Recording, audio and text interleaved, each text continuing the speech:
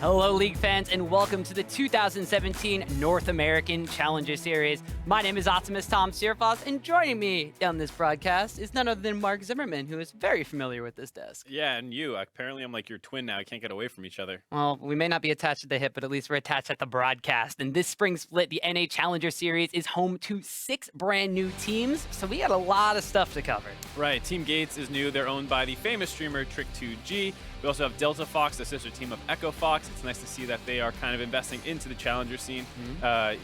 Having a team that doesn't necessarily qualify into the promotion tournament, but still willing to put a team out there. Yeah, and there's a couple of other teams out there that you may or may not recognize. Big Gods Jackals was a presence in the Brazilian League of Legends scene and now made their way over to the North American Challenger Series. As well as Tempo Storm, another pretty recognizable brand name. There's also some new players in the scene, or old players returning into the challenger scene. We have Santorin, he was a great LCS player.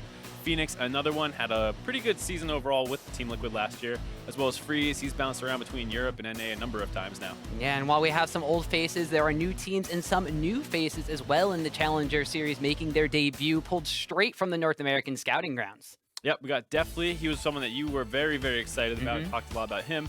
There's also Strompist, Vex, Mr. Irrelevant, Shinon, Wiggly, and Winan is also subbing in today as well. Yeah, and I kind of want to clarify, Vex being Mr. Irrelevant, he was the quote-unquote last overall draft pick in the tournament and wound up being on the winning team Ocean Drake that wound up taking the scouting grounds. Yeah, very important member of it too, so it was a pretty good storyline to follow during the scouting grounds. Exactly, so why don't we just take a peek at what's in store for us tonight, because we have a lot of League of Legends yet to play. First up is going to be a best of 2 between Team eUnited and Tempo Storm, and then we're going to catch up and follow Game 2 between Team Gates and Delta Fox. And then to close out the day, we're going to have the conclusion of Goldcoin United versus Big Gods Jackals. Yeah, and I'm really excited to look for both the first and third series in particular. Tempo Storm is a great organization owned by Reyna. It's kind of like the Andy Reginald Din of the Hearthstone scene a little bit off the cuff kind of guy. I'm excited to see him back into the League of Legends scene a little bit. And then, of course, Goldcoin United, the kind of expected favorite of the scene. A lot of firepower on that team. Yeah, definitely having big expectations for them. But since we're so excited to get into match number 1, why don't we jump right into some discussion, because it's Tempo Storm versus eUnited.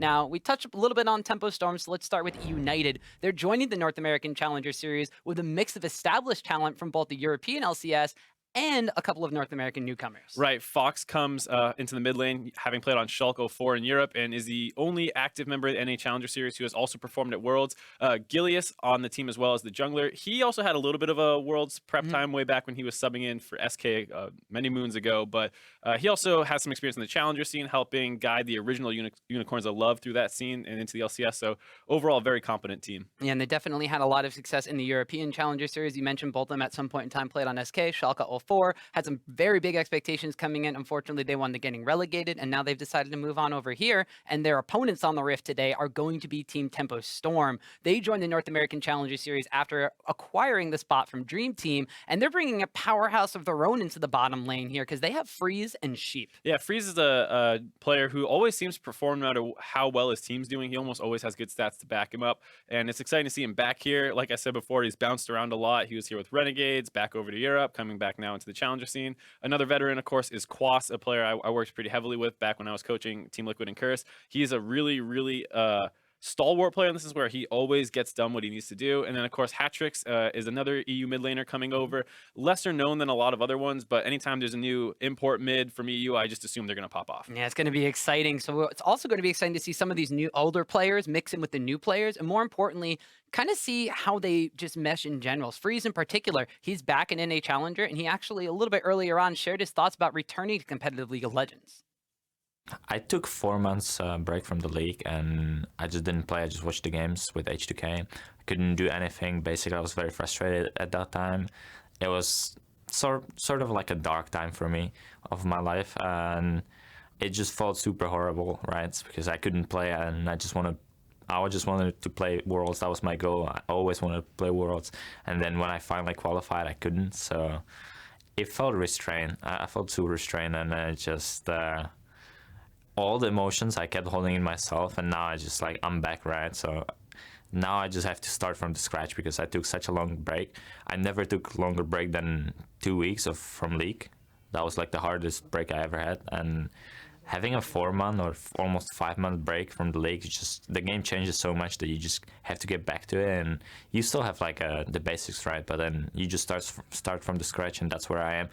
And I feel like Challenger is the best place for me because starting from the scratch, there won't be much spotlight on me. I'll just focus on myself, and then yeah, eventually get there and get back to my form. Because right now, when I look at myself and I look at my replays, it just feels super wrong and super bad how bad I play compared to how good I used to be.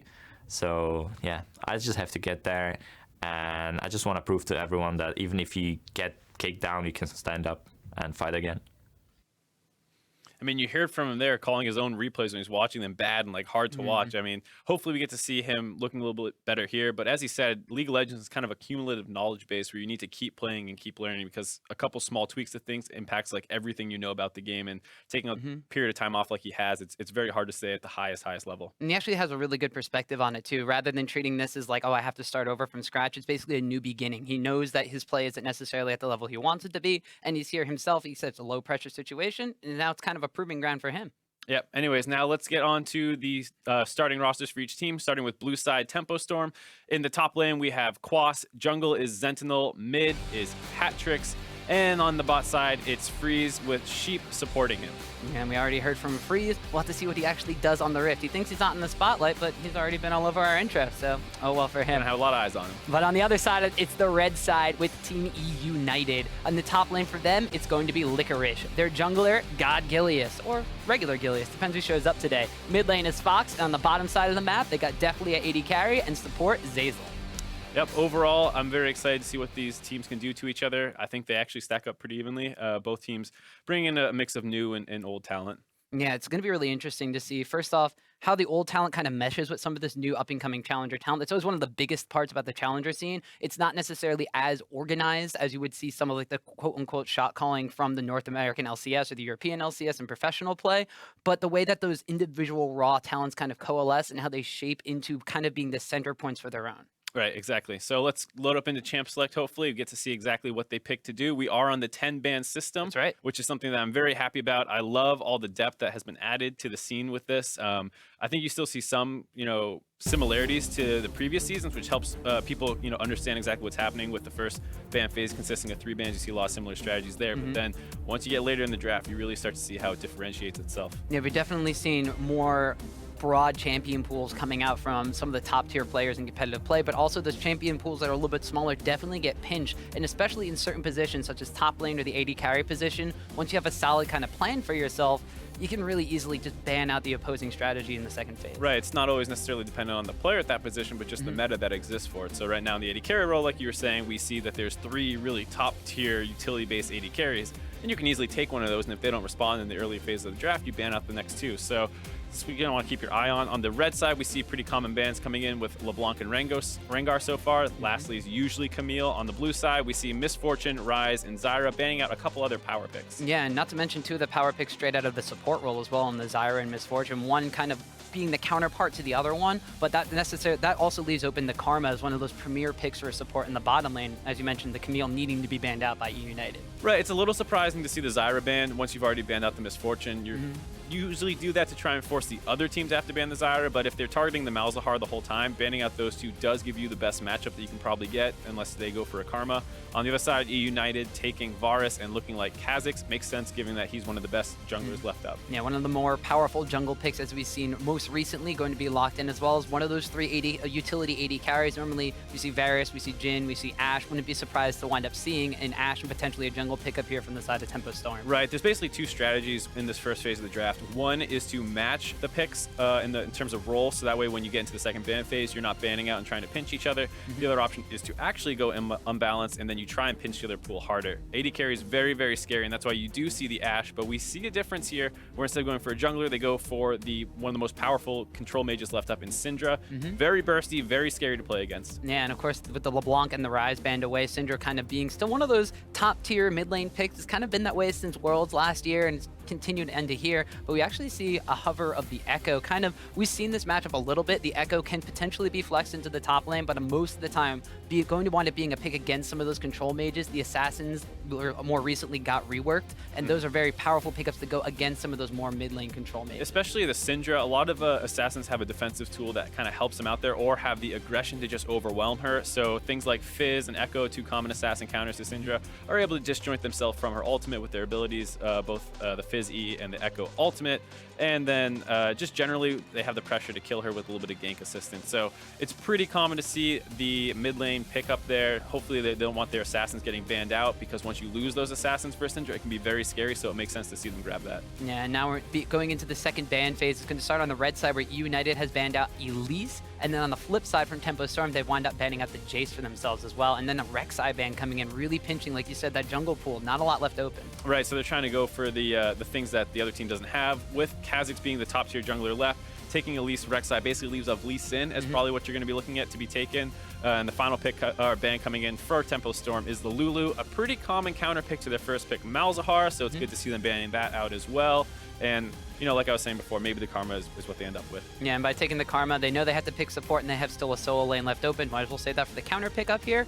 And as you mentioned now, the jungle pool being pinched down to potentially Lee Sin. We were actually talking just before the broadcast about the Lee Sin and Kha'Zix kind of mechanics going back and forth, who winds up playing who. And in general, Kha'Zix kind of being like that top tier pick, and with the Elise, the Rek'Sai, and all the other targeted jungle bans, you're kind of left with that second tier if you want to go for it. And that's definitely what I would put Vi under, which is what they ended up going with. It's a champion that is actually pretty strong right now. It really is just tier 2, just under a lot of those most common picks. And it does have a lot more guaranteed level 6 power spike than a lot of the other ones. Rengar is one that's comparable as well, where at level 6, you're going to force some action on the map, and Vi is a good alternative to that.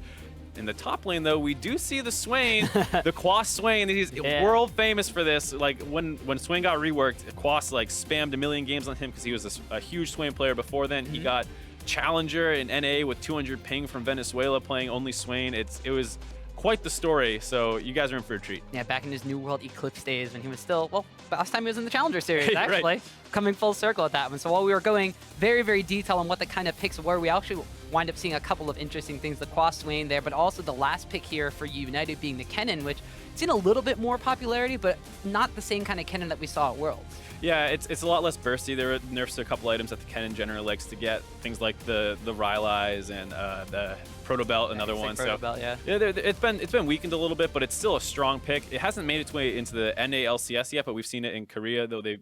You know, some of them are going for a little crazier build. Marin taking the attack speed one. We'll have to see how he decides to build the Kennen here. But overall, both teams have relatively squishy team comps with double mages on the top side. And it's also going to be really interesting to kind of look at how eUnited is going to be playing this, because you wind up having on the side, there's a lot of kind of like area denial and a lot of like preventing people from kind of diving in, and there's not necessarily a lot of very, very long range aside from the Varus. So it looks like they're going to be really going for a lot of pick potential coming out from the side of eUnited. They have the Kha'Zix, so if somebody's out of position, he's going to try blowing them up. Whereas Tempo Storm, they kind of have the ability to make things happen a little bit earlier on with some hard CC coming out of almost every lane. Yeah, I mean, it really is the kind of thing where Tempo Storm looks to be running more of a pick-off comp, and eUnited, I mean, they're also very, very explosive in terms of their damage dealers, but they have the option of 1-3-1 with the Echo mid. That's often one of the things that also works well against the Syndra, is that once you get out of 6 and the first turret drops, she has a hard time matching a lot of those assassin mid laners that I was talking about in the side lane. So it's usually an okay matchup. You can snowball on it, and then worst case scenario, you try and go even and then split push it down. We've been casting a lot of the University League of Legends series together, and I know you're a huge fan of the 1-3-1 strategy. So. I mean, once you get into the mid and late game portions, you only have a couple basic lane steps that you can do, though you have to make sure you match up correctly against your opponent, even though you might go 1-3-1, where you put those 2 solo laners in the side lanes is very important. And you know, making sure that you're doing that correctly is a big deal, because otherwise you just end up without enough pressure to get done what you need to do. They also double teleports on the side of eUnited as well. So in the late game, when you have that kind of setup, there's a lot of potential map play that you can make. Whereas on the flip side with Syndra, using that Ghost as a maneuverability spell for roaming, and also just be able to set things up in team fights, you're not going to have the same kind of explosive presence. Then again, you're not looking at the same kind of explosive split push from her. Right. I like seeing the early bot lane aggression. Who needs to wait for creeps? They want to start shooting stuff at each other right now. I mean, sometimes you just get a little itchy trigger finger. You just kind of have to get going. But we'll have to see what kind of adaptations are made, or what kind of moves are actually made in the early game. We did kind of see Gilius just trying to edge as close to the enemy blue buff as possible to see where they're going to start. But aside from a couple of trades and skill shots in the bottom lane, it looks like everybody's just starting off pretty simple. Yep, basic topside starts for both junglers. It's nice for Vi to be able to start on the blue buff. She definitely benefits from having that mana regen and cooldown. So overall, very happy start for her. I'm going to be really interested to see what she can do. Kha'Zix is kind of a monster throughout the entire game. Always has good dueling power, can clear pretty well, decent ganks. And Vi, on the other hand, her ganks are fine pre-6, but she really unlocks once she gets her ultimate. Yeah, we already see a lot of aggression coming out from that Echo pick, and Fox in the mid lane just going really hard on the hat tricks as soon as he hits level 2. It's a pretty good strategy to do because you have that teleport. You want to use it relatively early in your laning phase, trade really, really aggressively, get the Syndra low. Once you have enough farm, you go back, pick up a Doran's Ring, sometimes the Dark Seal, things like that. And you just try and use that TP advantage to keep her pinned in lane while you get a nice reset off. He did wind up starting with the Corrupting Potion as well, so he's going to be able to sustain himself up, trade a little bit of extra damage, and if he so chooses to use that teleport, just kind of come back to lane for free with all those extra potions in his inventory. We'll have to keep an eye on where Fox and Gilius are actually going to be moving on this map too. One thing we didn't touch upon all too much is that these guys were both teammates on Schalke 04, and so they already have a little bit of established mid and jungle synergy. We'll have to see if Sentinel and Hatrix, who up until now have not played on the same team together, if they can kind of keep up with that pace, they may say. Right, it's definitely something you have to be concerned about, just the fact that anytime that you're in the challenger scene, a lot of these teams are relatively new. Anyone who can bring in some kind of existing synergy is very useful because you can kind of set up a game plan already. Oh, we got the mid lane counter pick that's a assassin, let's snowball on the Syndra a little bit, and then there you go. You have something that you're setting out to do from the very beginning. You got 2 assassins too, because Kha'Zix is no slouch when it comes to damage either. No. But we had Fox already, as we said, gone back, picked up the Dark Seal and the control ward for himself, and has used that teleport to get himself back to lane. So while we've already established what has really kind of happened in the middle side, I'm still really interested in the Swain versus Kennen matchup because A, I have no idea how this is going to go, and B, it's Quas on Swain. I mean, that's 2 things. Those are 2 great points. 1, this is not a matchup we see very often. Not very. 2, even if it was, Quas is on another level. He probably understands the matchup better than anyone. His trading, his mechanics have always been top tier. There was a time back right after we got Piglet and he was on the team, he was just spamming Swain and hard carrying, getting pentakills against teams in scrims. It was almost a joke how good his Swain was. So I'm hoping we get to see a similar performance here. He has the wave in a really, really nice spot. Gilius is coming up here to give some support to his top laner so that he can push that wave in safely, because this is one of the things Quas loves to do, freeze on his side with the wave and just keep you extended in his lane. Well, when Quas came back to the NALCS and was playing for energy in the top lane, there were a lot of questions about what kind of level his play was kind of at. He was basically coming in almost brand new to a completely different meta from when he stepped away from the game originally, but now he's in his element. He's playing these picks that you don't see absolutely all the time. He's got the wave management down packed to the point where the range matchup Kennen is pushing in on him, and we'll have to see if he's able to set himself up for success as one of the most experienced players on this Tempo Storm roster. Yep, and we see that there's the first recall coming in for Vi, getting her tracking jungle upgrade. Yeah.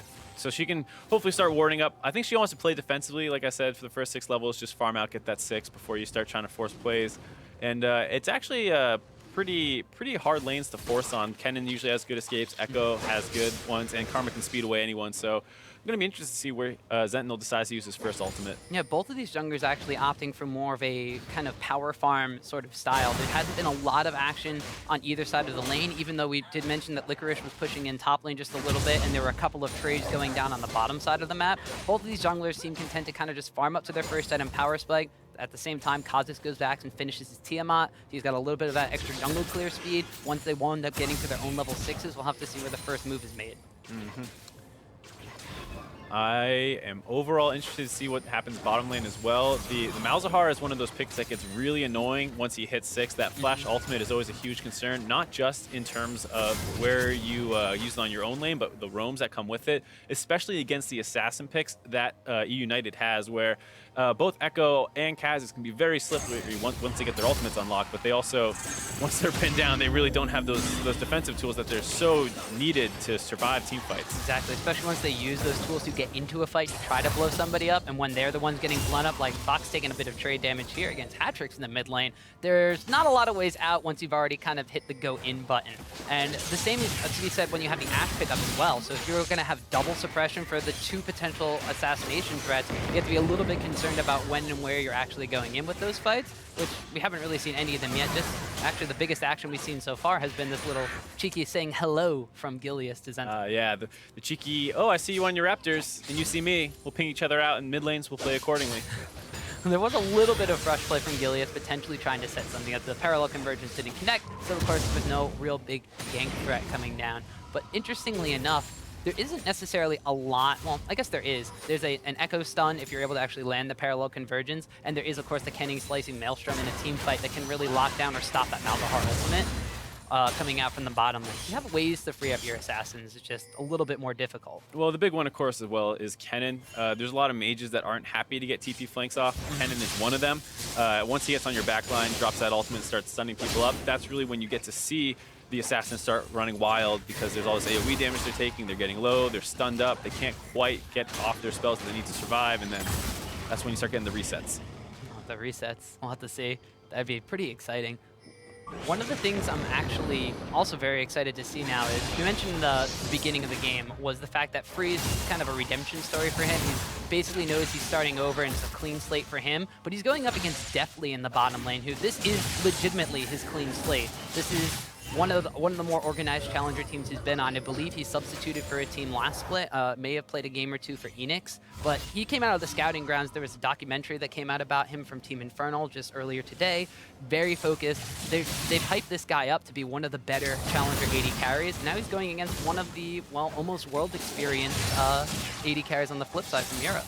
Right, and I think Freeze has always been a bit of an interesting case to me. There was a period of time between Season 4 and Season 5 when we were looking at what AD carries we potentially wanted to import for our team, and we obviously settled on Piglet.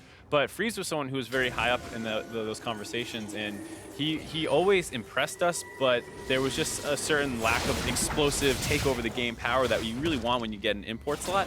And I think this is his first chance to prove that he is worth that spot, and he looked pretty good on Renegades back in the day when he was playing in the NALCS. He was probably the best member on that team, I think you would say. Yeah, he definitely also had a prowess on some of the more carry-centric champions. He's always had that pocket pick The of Draven. Yeah, so you really can't talk about Freeze without talking about his Draven. But on the more utility carry picks, where he's really about landing key skill shots, landing those ultimates, he's always been a little bit more lackluster. Although landing some key skill shots, maybe what Fox is trying to do, but he wants to go in and has to wind up popping the ultimate right there just to get himself out of a bad spot. That's exactly what I was talking about, though, where I said I want to see where Vi uses her first ultimate. There she goes and uses it, and Echo just presses his and disjoints from it, and nothing happens. It's very hard as we see Freeze open up on the bot lane of eUnited, getting a flash out of Deathly. The double tethers, that's just the power of the double suppression coming out from that bottom lane, but the turnaround on the Sheep, the heal winds up being used by Deathly, and now in comes Gilius, the flash and a jump forward. Looks like they tried to turn on to Freeze, but he's gonna flash out himself, and despite both ultimates being burned, so far no one's gone down. A lot of action all over the map, but ultimately no one's going to die. Syndra coming around behind with Sentinel, hoping to maybe get a dive off here as the minion wave gets pushed in. Ooh, and they wind up using that blast plant to just shoot themselves over the wall. There is a control ward in there, but there are 4 members strong. A teleport's being channeled from the top lane, but Malzahar's already got the silence down. Gilius gonna get not stunned up under tower, but Sentinel's gonna fall first. Blood goes over to Fox. The Kennen teleport is in, and the slicing Maelstrom is slicing through everybody. Quas with the follow-up teleport, trying to sustain, trying to get someone else down the back line. Can't quite get Licorice, and it's gonna be 3 kills for eUnited. Looked like such a good play for a Tempo Storm, getting them pinned under the turret and TPing in, but the problem was when the Vi went in, she missed all her CC. I believe the Syndra missed her stun as well, so ultimately no targets are locked down. The Kennen TP finishes completing. He gets in there and is able to start CCing them under the turret. And then what ends up happening is Tempo Storm gets split up, where their bot lane's not able to get over to the side of the turret where Quas is surviving through all that. So if there's any chance for Ashe or Malzahar to make it over, maybe Quas is able to get a kill. And you know, Swain's one of those champions where he's always living on the edge between living or dying. And sometimes you just don't die and you just keep killing everybody, and sometimes you just go down like it happened here.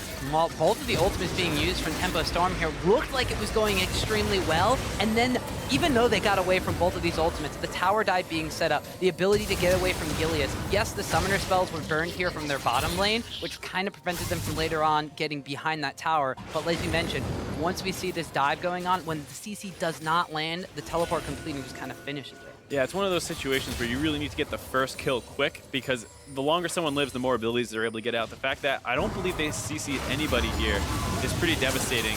He just drops the ult right away and jumps out from the stun, and then once Sentinel goes down, they're able to turn on to the rest of Tempo Storm, isolated away from the bot lane. And once the Syndra goes down, Quas is left in this 1v3, and you see if there's just any more damage that could have come in from his team there, he probably starts cleaning everybody up. Yeah, both Licorice and Deathly were dropped extremely low, but although Tempo Storm may have lost a little bit of tempo with that tower dive, they're picking it right back up and going for a Mountain Drake. Tempo Storm losing tempo. There's going to be a lot of those, trust me. Oh, God, please no. But yeah, it was good to see them pick up the dragon. And as bad as we were making that sound, it still ultimately was a 2 for 3. So it could have been like a blowout play for them. It just ends up being a little not quite what was expected. Exactly. It's one of those plays where if it's executed with the utmost finesse, it could be complete devastation. But eUnited also, since there was not a lot of CC, unlike we're seeing with this Malzahar and Ashe combination again, definitely taking a lot of damage. Has to throw out the Chains of Crushing himself just to turn that around, as the Voidlings will wind up chasing Barrett's back. You see just how important that first pick Malzahar has been so far. Most of the action has been centered around him, as well as the target bands at the support position, making sure that there's not much that's able to match him. Karma has done, a respectable job so far with the shield being able to keep Deathly up, but it's still ultimately very scary because at any point he could get popped. Exactly. And he has the Karma, of course, to try to keep him alive, but it's going to be very, very difficult if those CCs are being chained down. And on top of that, if Vi is in the area like she is currently, you have a third CC where AD carry with very, very low mobility is not going to be happy. Nope.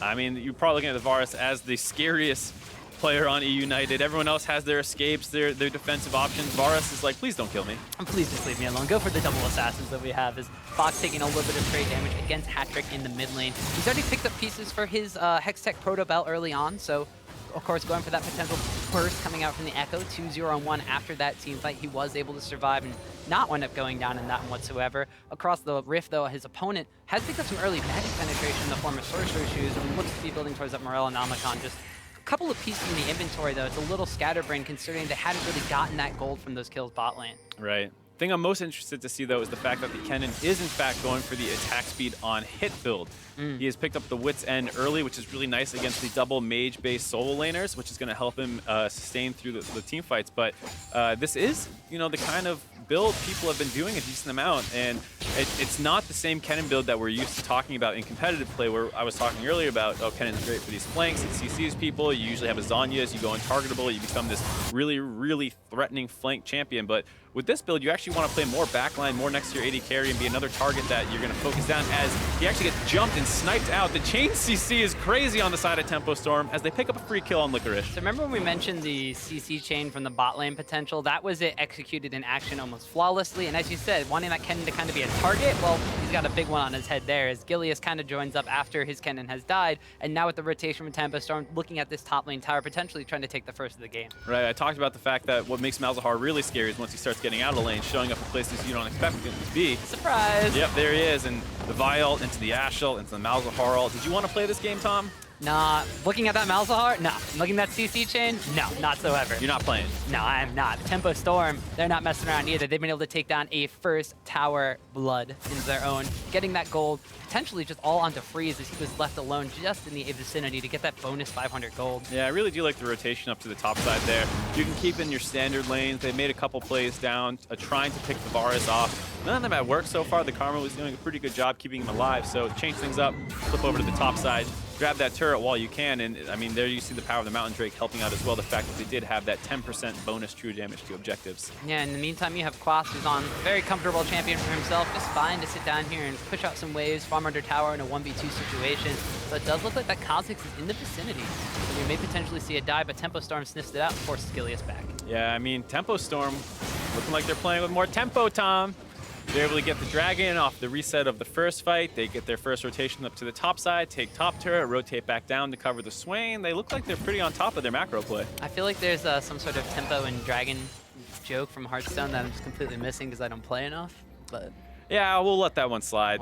I'm all right not hitting that one. All right, if you insist. However, unfortunately, Syndra was not a fan of hitting that scatter Loki either, but just showing her dominance over Fox in the mid lane. I mean, this really is a matchup where normally you think of Syndra as being this crazy lane bully who wants to destroy her opponents, get massive CS leads, and just start instigating people. It doesn't always play out that way against the Assassins. We see her Ghost forced out here with the pressure from Kha'Zix on this turret.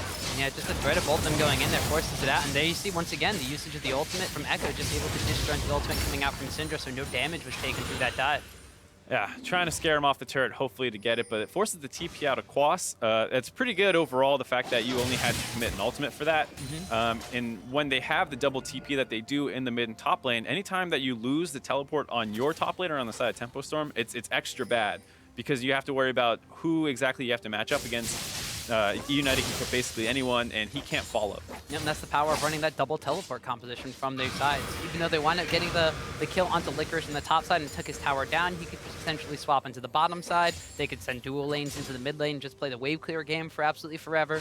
Or they could do what they're doing right now, which seems to be very comfortable, just extending this lane phase. They've lost the tower for themselves, but they're content to sit back and farm. Almost a 20 CS advantage in the mid lane, 17 CS advantage in their other solo lane. Even their AD carry on the bottom side is a few CS ahead. But it looks like the Tempo Storm doesn't want to let this slow down. They know Fox had no ultimate, and he gets CC'd and shut down. Yeah, that's what happens. You see that turret health bar start getting low. You get a little bit greedy. You don't quite respect the fact that Syndra has shown back up in lane. You think, I'll throw my W out. This is enough protection for me. And then, oops, there's a Vi there as well. Flash queuing into your face. He's got the Sheen, but he hasn't got the completed Lich Bane, so not going to be able to have that dash and powerful auto attack to just shut it down. As arrow goes a little bit wide. It looked like that Tempo Storm is potentially setting up for a dive here. Multiple members moving in towards the mid lane. They want to try to just get pressure on that mid lane tower. Now that they know the mid lane is gone.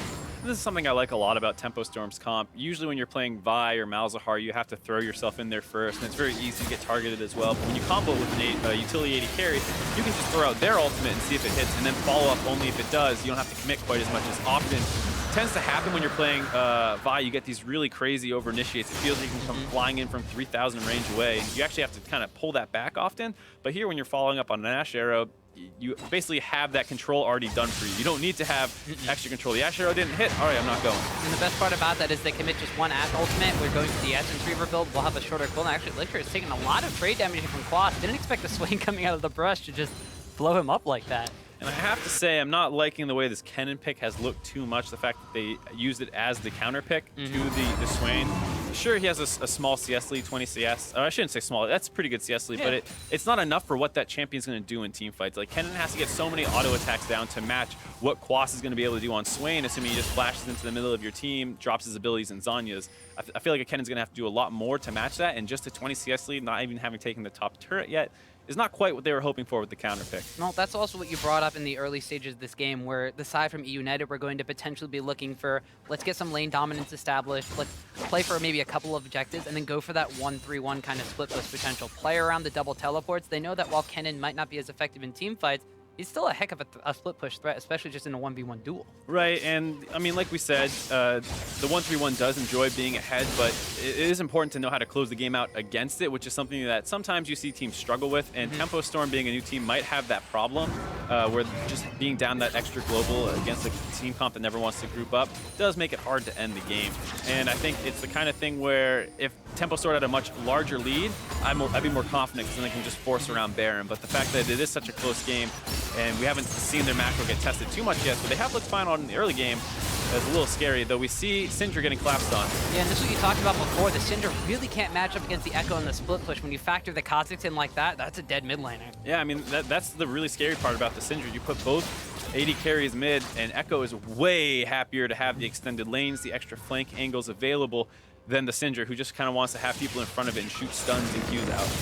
Smaller kind of width of the mid lane and just the elongated chase scenario coming out from Fox's Echo is just a superior situation for him to be in when you're getting into these side lane split pushes. But Tempo Storm, they know that Kha'Zix has gone away here, and so maybe Fox getting a little bit too hypey for that low HP tower. Again, the Nethergrass comes out, as does the Assault and Battery, and Sentinel goes on a killing spree. You see just how annoying it is to play Echo against the Malzahar, and a lot of the Assassins play out that way as Fox opens up onto Licorice, hoping to hit him, but the W misses, is going to be able to get away. And in the meantime, while everything is going on the top and bottom side, eUnited's mid lane, they rotated the duo in there, and they're finally able to take down that low HP mid tower.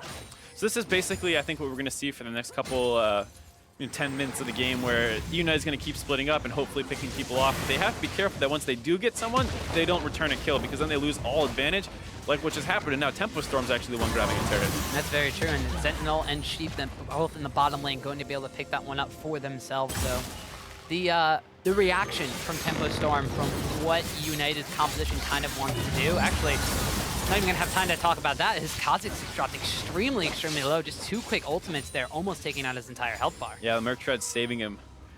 really, really scary. You usually see people skip that Tiamat right away and maybe go for the Hex Drinker for Syndra, but she hasn't been snowballing too crazy. She's a little controlled right now.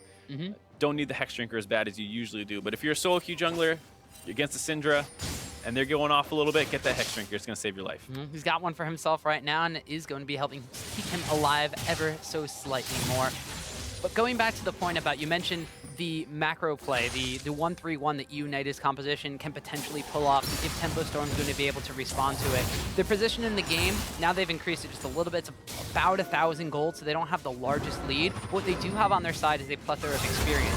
4 out of their 5 members have played in either the European or the North American LCS. Sentinel was on P1 for a little bit before Nori came in, and then of course they had Sheep as well, who, although he hasn't played a game since week 7 in spring 2015, it still has that experience to deal with those macro-based strategies. Hatrix himself, we haven't seen him much in the LCS. They play professionally in Turkey, so they do have the experience, but can these guys come together and react properly? Well, the scary thing is that a lot of their ability to handle this will come down to Hatrix. The fact that he will be in the Syndra in the long lane in a situation he doesn't really want to be in. This is not ideally the setup for Syndra, and being, you know, the most novice member of his team being in such a stressful situation may end up hurting them. Yeah, so a lot's going to have to rely on how Tempo Storm reacts. And like you said, more importantly, where Hatrick is going to be in these fights. But if they're able to force things like this, using the Enchanted Crystal Arrows from Freeze, chaining that CC again. 1, 2, 3. Gilius goes down, but a teleport has been channeled by Licorice. Actually, that was Fox's teleport coming in here. Licorice's teleport. The double TP trick, Tom. They got you. Oh, worked on Piglet, worked on Tom. No, I feel like Piglet. Oh, no. But... So they're actually able to continuously stop any of those pushes. And if one of those members of that kind of 1-3-1 goes down, that just makes the other ones crumble because they're less vulnerable. And I mean, it really is important to force out a TP in a situation like that when you're against the 1-3-1. As we see Quas once again trading heavily against Licorice, easily going in his favor, though he does have the Executioner's Calling now to reduce the healing that Quas takes, but it still seems like Quas just straight up out damages him. Well, there's the point where you can reduce his healing, but Quas is still going for Azonia's Hourglass with the Secret's Arm Guard in his inventory, so he has some armor. He's going to stack up against Kennan's natural AD boost coming out from the Mark of the Storm, and then he also has just a lot of HP from almost fully stacked Rada bases. Yep, and just to touch on quickly what I was talking about when you're up against the double TP, what makes them really annoying to play against is the fact that you can try and collapse on that split pusher in the side lane, but you always have the threat of him getting joined by his other solo laner with the TP. So if that goes in the bot lane and you're pushing and he's pushing up and you want to punish that, well, guess what? The Kennen can show up as well. So it ends up being a 2-for-2. And just getting out those kind of TPs in situations that are already favorable for you, so Tempo Storm gets a kill and forces out that TP, it lets you be freer on the map. You don't always need to be worrying about the fact that instantly 2 or an extra person can join in whatever fight you choose to pick. With this double TP pressure, well, single TP as Licorice's is just coming up, but Fox's his is still going to be on cooldown for a little bit. We'll have to see if eUnited is going to be able to make any real pressure movements on the map. The Enchanted Crystal Arrow goes out yet again. It lands on Zazel. Are they going to wind up pushing forward? The Flash, Nethergrass, and Sentinel goes on a rampage. They're just lining them up and knocking them down one by one. It's hilarious. You see the arrow hit and everyone's off screen. You're like, are they going to get there in time? The answer is yes, as they open up onto Licorice as well. He's going to get ulted. He's going to go down. Oh! Barely that survives. Jeez, the wit's end. Just enough MR to survive as eUnited is trying to chase this down, though. I'm not sure they really want to pick this fight here. Well, now that they know the Assault and Battery is used on Licorice, there's absolutely 0 of those chain ultimates left available for the side of Tempo Storm. But going for the Essence Reaver build on Ashe, that Enchanted Crystal Arrow is going to have an extremely short cooldown time, and definitely gets stunned up by the Scatter of the Weak from Syndra, forced to flash away. And now Tempo Storm, they're starting to use that momentum. They were waiting to kind of capitalize on these chain CC crowd effects. They weren't able to get a ton of towers since they took a couple already, but they're getting their 3rd dragon now. Quas is roamed down from the top side, saving his TP to try and ensure that they're able to pick up this dragon. Nice try by Fox trying to force them out. Looks like they're going to be able to do so. Yeah, they're actually able to force them out, but Sentinel finishes that Cloud Drake, but now it's going to be trying to be cleanup duty for eUnited. They've already taken down Sheep, but now Quas stuck between a team in a hard place here. The Enchanted Crystal Arrow comes in, the opposing Redemption comes out to heal up eUnited, and Quas is going to get stunned up and knocked down. There's an Executioner's Calling, and of course the Varus with the healing debuff on his E to just shut him down. Right, but the fight's not over yet. Fox is left pushing, and he gets jumped on. by Sentinel, able to walk away with the speed buff from his passive. And it looks like eUnited are going to try to at least establish some vision, if not even go for this Baron buff. There's no teleport available because Quas is dead for at least 20-something more seconds, and Sheep is just going to be respawning now. If Fox can zone them out from this could potentially be a Baron, but Fox is going to get caught out, and Hatrix picks himself up the kill. eUnited has to feel back. It's very difficult to do a Baron at just 26 minutes into the game when you have no tanks in your composition. No one has any armor really to tank it up. And if the enemy team has anyone around to just poke stuff at you, like Syndricuse, like Ashe Volley, then it's very, very difficult to do unless you just plan on turning off and killing them. That misstep opens up the mid turret to drop for Tempo Storm. It's also very difficult to do if your mid laner gets blown up while you're trying to zone away. But this all started off with a play that Tempo Storm was making after forcing them out of mid lane.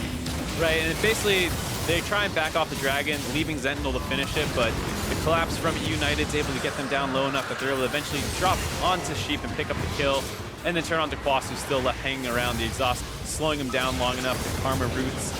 So much CC, so much anti-healing. But look how much time it takes to kill Quas. Remember, after this, they turn on to Baron, they wind up losing a fight. If Quas was a squishier top laner, if he was somebody that was a more carry-centric top like a Fiora or something that would get blown up a lot easier, all that time could have been used on the Baron, but because it took so long to kill him, Tempo Storm was able to just turn on eUnited. And of course, that was basically them chasing him down and killing him. Can't wait to see what Quas can do in a real team fight situation. So far, the 2 times that we've seen him, one, he was behind his turret with, or eUnited's turret with no support here. One of his team's already dead as they jump onto Deathly. He gets the chain CC treatment this time, though the Karma Shield is big enough to help speed him away. He might be able to get out of here. For now, it looks like Sentinel is going to wind up getting stunned up by the Karma Tether, but Hatrix is going to wind up picking up a kill on Deathly. They was the original stun on Karma, but the AD carry is the one who pays the price for that. Going to be interesting to see what Tempo Storm can get off this. I think it's a little hard for them to force around the Baron as well, though Sentinel does have a Dead Man's Plate already. That extra armor is very, very important when trying to take the Baron buff because he has a lot of physical damage. Yeah, and actually Fox, once putting on the Parallel Convergence, immediately has to ulti himself back out of that. He's taking a lot of damage, and the Voidlings are still pursuing after him. It's going to be interesting to see. Tempo Storm has taken a slow but steady approach. Their gold lead early on was still only about 1,000, and now it's only about 2,000, so cresting almost to the 30-minute mark in this game. It's not necessarily the largest lead, but it does seem like after all of these fights, with all that pick potential, they are slowly but surely taking down every single outer tower, taking every single dragon, and look to be content with playing this extremely slow. Right, I do think that Tempo Storm does not need to worry about how late the game goes. Ashe generally, I think, outscales Varus in teamfight situations, and while Echo and Kha'Zix can start insta-giving people, especially given that there's only one real tanky type champion on Tempo Storm's side, they do have a very nice front line that they can peel back behind.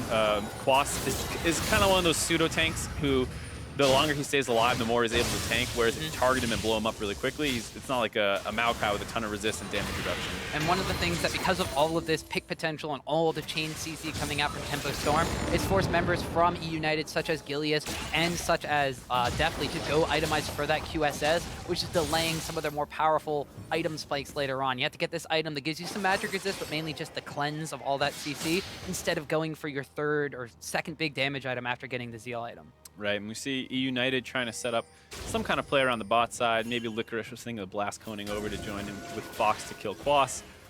But we see eUnited falling back to just Baron control and split pushing. It does look like they're going to try to make that play on the Quas now, though.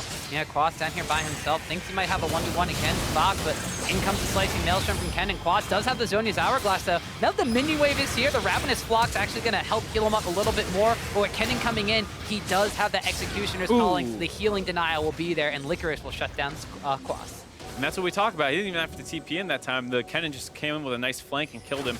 And Tempo Storm wasn't able to do anything around the top side of the map because that double TP, I mean, even if they forced, guess what? Both those people who were down the bot side making a play can come in and stop that Baron. And now we see eUnited able to take the bot inner turret. Yeah, Tempo Storm tried a little bit of a late reaction though, using the Ashes Enchanted Crystal Arrow, trying to get a catch onto the mid lane, but because that missed, it was opened up the space for eUnited to know everybody else from Tempo Storm is in the mid lane. We're able to get a bottom lane tower of our own. They've tied up the towers 3 apiece. It's a very interesting game to watch so far, Tom. We see that you have two very distinct styles of team fight. Tempo Storm wants to get a target, blow them up instantly, make the team fight a 4v5.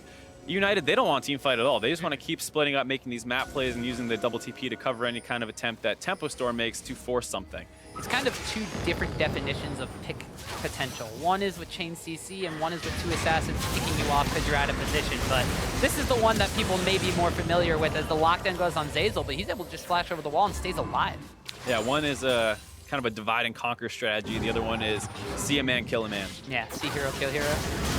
The EU influence that Fox and Gilius have brought over. Yeah, channeling the old M5. The inner M5 strategy, but it looks like the Baron is going to be the target and the focus from Tempo Storm. They've chunked out the Karma. They thought this was enough. Teleport comes in. Gilius not able to get the kill down.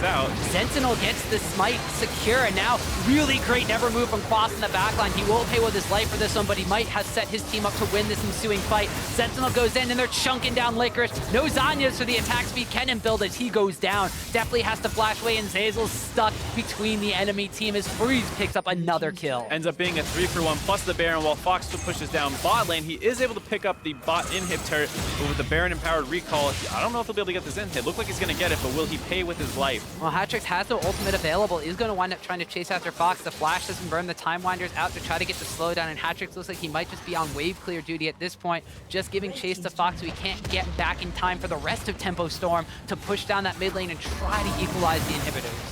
Yep, and it looks like they are going to be able to get up to that inhibitor, take that one down. Be interesting to see what they're able to get with the rest of this Baron buff now that the map is a little bit imbalanced with the bot inhibitor down for Tempo Storm, the mid inhibitor down for eUnited. And with the Baron off of the map, now that means the top side of the map loses a little bit of priority. There's going to be another dragon that's spawning. But let's take a look again at this Baron play that Tempo Storm just really quickly pulled the trigger on. Right, and this is really risky. Basically was a 50-50 Baron smite. They are able to secure it, and if you're struggling to deal with that split push, I don't hate forcing like this, though it is very, very risky. Ultimately, they do get the Baron buff, which is critical to them because they are able to get that empowered recall off and stop the in-hit push. If they lose that Baron, you're looking at Fox potentially ending the game by himself. They are able to get a number of cleanup kills, which is nice, though. And ultimately, I think the game is still in a pretty good spot for them, but eUnited is able to pick up their first dragon as well. And it's going to be an Ocean Drake, which is going to be not necessarily as useful to not the too Mountain useful or 32 minutes Kernel. in. Yeah, normally you want those stacking up towards the beginning stages of the game, but that will make the next dragon on the map Elder Dragon, and it does mean that if they are able to take that one, if the game goes that long, they will be seeing more benefit than not having any Drakes at all. That's true. Let's see how Tempo Storm sets up with this Baron split push. Looks like they're putting Quas on the top side to get a wave going, while the other 4 members are going to push down bot lane and let the super creeps from mid deal with it on their own. And then Quas himself has already been a force to be reckoned with in these 1v1 scenarios. He hasn't really gotten a lot of fair fights in this game. A lot of times they have to send at least 2 people over to deal with him, but if that's the case, then the 4 members strong from the side of Tempo Storm, they're taking, you know what, we've been talking about eUnited wanting to do this 1-3-1 for forever. Maybe they got tired of hearing it, and they're going to do a 1-4 of them out for their own. Yeah, I think Tempo Storm's looking forward to finally being able to put some map pressure back that Baron force off. Well, the Baron buff has given them now that gold lead that they haven't really been able to secure. This Baron buff, these towers going down systematically one after another, has stretched that lead from what was just 2,000 cresting the 30-minute mark. 4 minutes later, they're about, 6,500 gold ahead. Yeah, it looks like Quas is struggling to get the push on the Kennen on the top side. He's kind of just stuck with the wave right in the middle. Not quite getting the pressure down that you want with the 4-1. Really just a 4-1 dude hanging out. Pretty much, but I mean, you also have the super minions on your side, so even calling it like a 4-1 in this kind of scenario is not necessarily the best. It's like a 4-1. But they have the pressure in that mid lane, which is going to be continuously meaning that somebody eventually from eUnited has to go deal with it. With Quas pushing up, both of those lanes now pushed up. They took the tower in the bottom lane. They've moved through the mid lane. They're able to kind of set up these picks right now, and they have the CC to do it because we've seen it plenty of times already. I do like Tempo Storm deciding to join up with Quas, who is having trouble getting anything done on his own. And here you see they're able to jump on the pick attempt onto Quas. He's going to try and turn this fight. Fox actually having to burn his QSS and try to go back down onto Quas, but now Fox is stuck between a rock and a hard place as he winds up going down after the silence comes out from the Malzahar. The Assault and Battery goes down, and now Gilius has fallen as Freeze takes that kill and goes on a killing spree. United thought they were the ones pulling the trigger, but Tempo Storm was just waiting for it. Yeah, I mean, you see the QSS not doing too much versus Vive from Kha'Zix there. Got that more from Malzahar, but that was a really smart play by Tempo Storm. Like I was saying, they saw that Quas was struggling to get the push going on their own, so they rotate up into the top side jungle to help join him. And for some reason, eUnited didn't really have a read on that and still tried to force on the Quas. Now Quas is just like, you guys have been trying to gank me when I've been split pushing and just wanting these 1v1s. Have a taste of your medicine. I got my team backing me up this time. and he and his team look like they may be going for the end here with 2 members down on eUnited's side. They've already taken down one Nexus tower and the other one already at about half HP. There's still at least double-digit death timers on the side from both Fox and Gilius, and the Nexus now being exposed. Just that one fight and that's it. Tempo Storm pushed down and they take game number 1. I mean, it's a pretty interesting series or game, like we were saying, the fact that they had 2 very, very distinct styles. Ultimately, Tempo Storms comes out on top.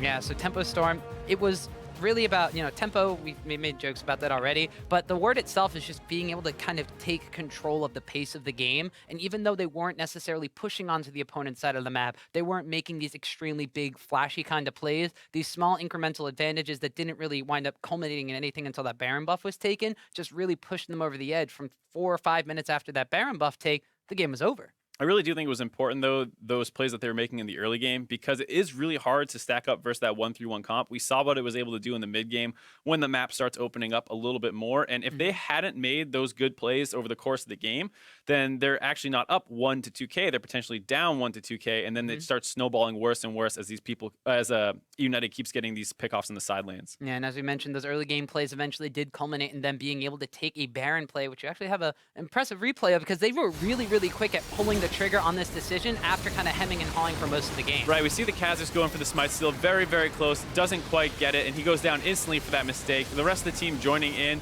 and you see there that Fox actually took his ult out after he TP'd in, so he gets a cleanup kill and pieces back out to keep split pushing down the bot lane, and then he kind of left his team alone in the 3v5, and people start getting cleaned up after that.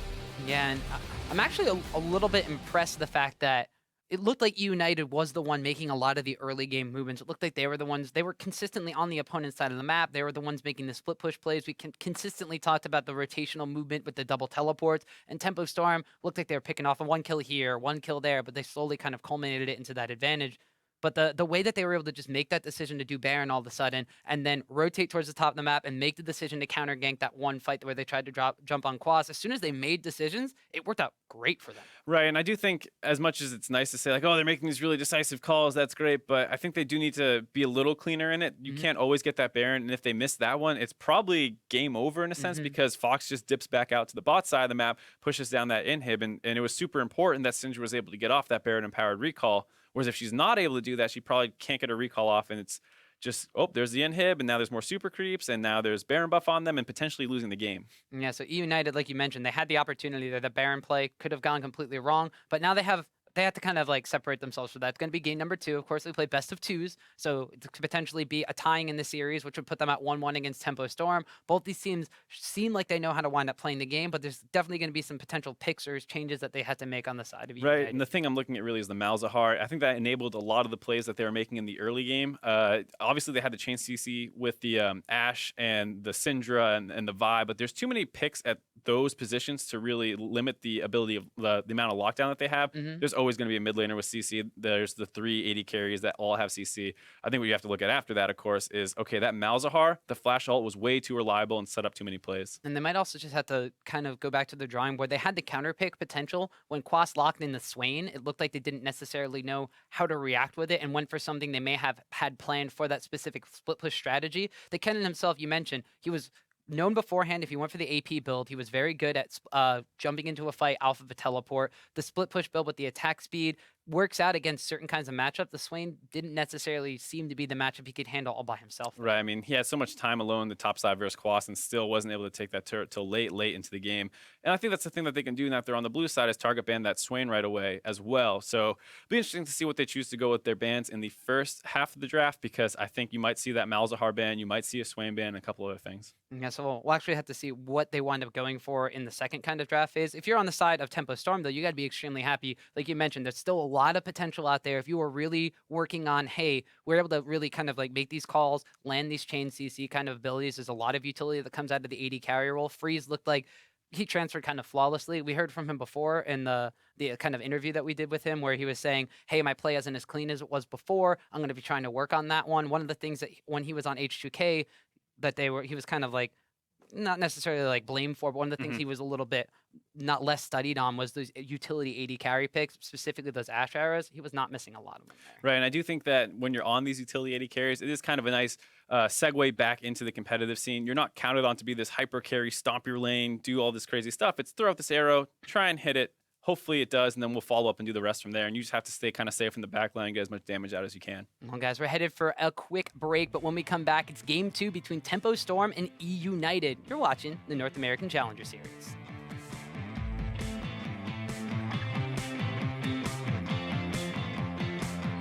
Ilya's going to get stunned up under tower, but Sentinel's going to fall first. Blood goes over to Fox. The Kennen teleport is in, and the slicing Maelstrom is slicing through everybody.